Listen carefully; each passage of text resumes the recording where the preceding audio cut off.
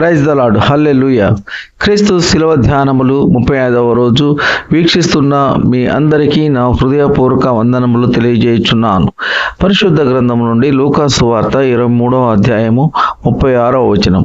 అంతటా సైనికులు ఆయన యొద్దకు వచ్చి, నీవు యూదుల రాజువైతే నిన్ను నీవే రక్షించుకొనుమని ఆయనను అపహసించిరి. ఆమేన్, హల్లెలూయా. మన పరమ తండ్రి అయిన యేసయ్యను సైనికులు కూడా హేళన చేస్తున్నారు. మొదట అధికారులు హేళన చేసినారు, తర్వాత సైనికులు కూడా అపహాస్యం చేయుచున్నారు. యూదుల రాజు అయితే నిన్ను నీవే రక్షించుకొనుమని హేళన చేస్తున్నారు.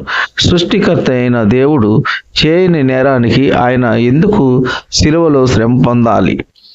చిన్న కష్టానికి మనము ఓర్చుకోలేము, చిన్న నష్టానికి సహించలేము. ఎవరైనా మనల్ని అనరాని మాటలు అంటే వెంటనే మనము తిరిగి వారు మనల్ని అన్న మాటల కంటే అత్యధికంగా అంటాము. కానీ అలా ఉండకూడదు, అలా ప్రవర్తించకూడదు.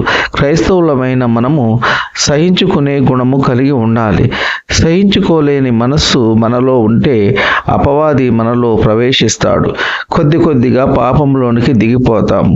లోకుల వలె ఇష్టానుసారంగా ఉంటాము. కావున ప్రతి క్రైస్తవుడు ఓర్పు కలిగి ఉండాలి.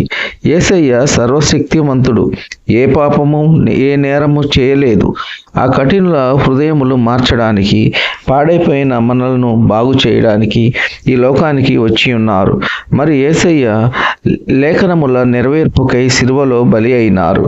యేసయ్య సిలువలో కార్చిన రక్తము మన పాపముల నుండి మనలను పవిత్రులుగా చేసి ఉన్నది. కావున ప్రతి ఒక్కరూ చెడు వ్యసనాలు వదిలి దేవుని తట్టు తిరిగి దేవుణ్ణి గణపరచుదాం. ఈ కొద్ది మాటలు దేవుడు దీవించునుగాక. ఆమెన్. పిన్న వాక్యము దీవెనకరంగా ఉన్నట్లయితే లైక్ చేయండి, షేర్ చేయండి, సబ్స్క్రైబ్ చేసుకోండి. మీ సహోదరుడు Kola Daniel. God bless you.